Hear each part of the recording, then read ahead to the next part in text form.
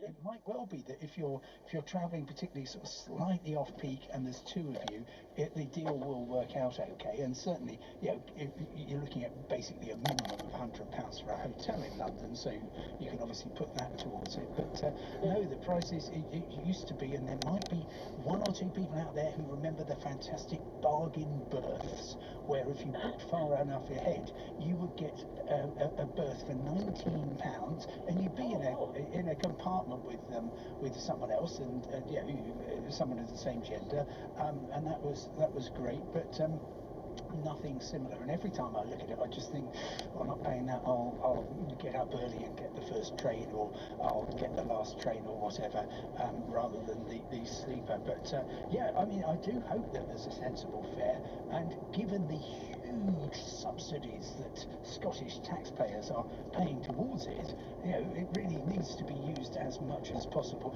The other thing which happens is that sometimes I just look at it and it just says sold out, in which case there's something wrong here. Maybe I'm just I'm being unrealistic about how much it might cost. But no, that sounds a lovely way to end your trip. And I'm just trying to think of the best place to recommend for your final meal in London. I mean, there's some lovely places actually in St Pancras International Station where you can go and eat, or and I'm afraid this is where the independent travel bureau goes when there's disruption on Eurostar. There's a very good Weatherspoons in St Pancras, where I just go and sit and I drink the tea and I keep my laptops charged and I talk to people, because I've got to work somewhere. There we are. But I think you sound much more sophisticated, Francis. So yes, maybe go to Carluccio's or the Betjeman Arms, actually, beautiful pub, lots of really nice food as well. There we are. Francis, did you say you're travelling with? You said you're travelling with somebody else? Yeah, my husband and I. It's our first train journey to Italy. Oh, you're taking the train all the way? Yes.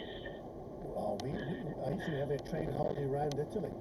Yeah, but basically we're taking it quite close to the French border and then taking it from there for future years to see how we can progress further into Italy. Oh, fantastic. So what's the furthest you are going, Francis? Bordighera. Oh, okay. Where's that? Where's that, Francis, Bordighera? Yeah, it's 6 hours from Nice. Oh, okay, right. On the coastline. Lovely. Oh, very nice. Ligurian. Yeah. Oh, the Ligurian Riviera. Well, that's just absolutely lovely. So you'll have a wonderful time there, and obviously you'll be able to spend lots of time in France. So hats off. Sounds great. And when you get the sleeper up, who decides who's in the top bunk? Oh, that will be me. I'm the fittest. Really? I loved your programmes earlier. It was all health related, and I tend to listening to them. Great. Thank you. Yeah, great. I love the show anyway. That's very kind. Well, I'll tell Stephen Kay. That's really kind of you. So you're going to be in the bunks. You'll be in the top bunk. He's relegated to the bottom bunk. Yeah. And I'll be in the Simon's next seats. door. The States, yeah. Well, cool. That's great. Thank you so much. Thank you. Sounds a great holiday. Brilliant holiday.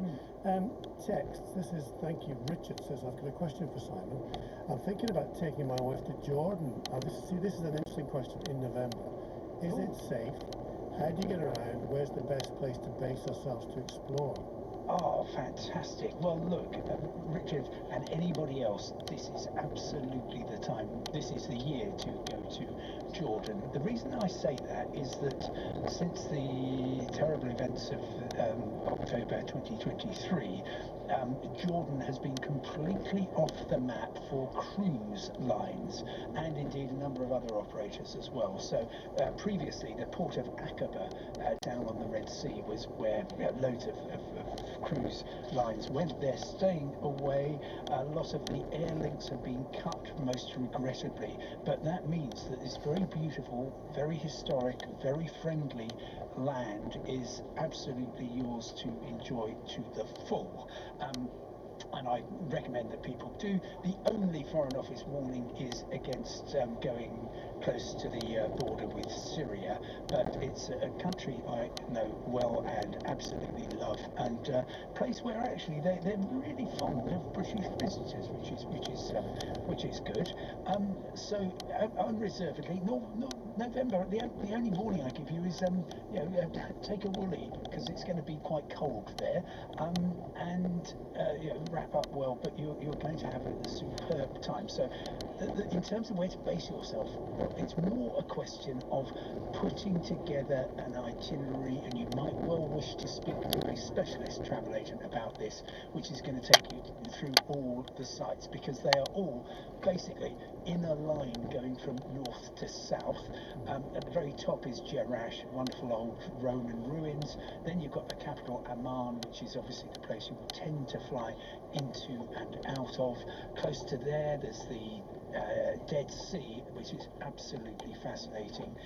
Then you get to, of course, Petra, that amazing Nabatean settlement where you have these astonishing buildings which have been hewn from the red rock. After that, Wadi Rum, which is proper Lawrence of Arabia territory, and then finally the beautiful port of Aqaba, which I really like. It's friendly, it's relaxed, it's got a beach if that's what you want, some amazing street art as well, and a real kind of sense of being a holiday location. So that sounds to me a bit like a kind of 10-day itinerary, a week if you wanted to squeeze things in terms of travelling. If you can sign up for with an organised, a good tour operator, they will sort out the transport for you, which is good. That you can get a good professional driver stroke guide, and then you would end up in Aqaba, where you can either fly out to somewhere in Europe and then on from there to Scotland, or just back to Amman and home from there. But a great time to go, and I unreservedly recommend it. Sounds a great holiday. I just want to do a wee shout out for Glasgow Airport, because on Saturday morning they have these new scanners. Yes. You just walk through them, and there isn't the old beeping and popping and stuff. So well done them. Before you go though, there'll be lots of people thinking about let's travel. Are there other disruptions? Any big issues this week? Where Right, the list where do is you want to go? Okay, so look, we got through the a lot of the schools breaking up. We got through the busy weekend. This coming weekend is going to be really busy. Particularly Friday, Saturday, Sunday, if you're going north to south on the roads. But if you're on the railway, then you're doing pretty well, because there aren't any Easter closures. Watch out for all the rail projects which are taking place in Scotland and the rest of the UK from Good Friday to Easter Monday. They do that because they say there's fewer people travelling. I think, by the way, Monday, Thursday, the 17th of April is going to be extremely busy. And then in terms of the big airports, I've been talking to them. Edinburgh, the busiest day for departures is actually going to be next Sunday, the 13th of April, and then for arrivals, I guess understandably Easter Sunday, the 20th, coming back. Glasgow is the busiest day, is that Easter Sunday, and if you're going south to England to fly in or out, then Manchester, it's and most actually of the other airports, it's going to be Good Friday, the 18th of April.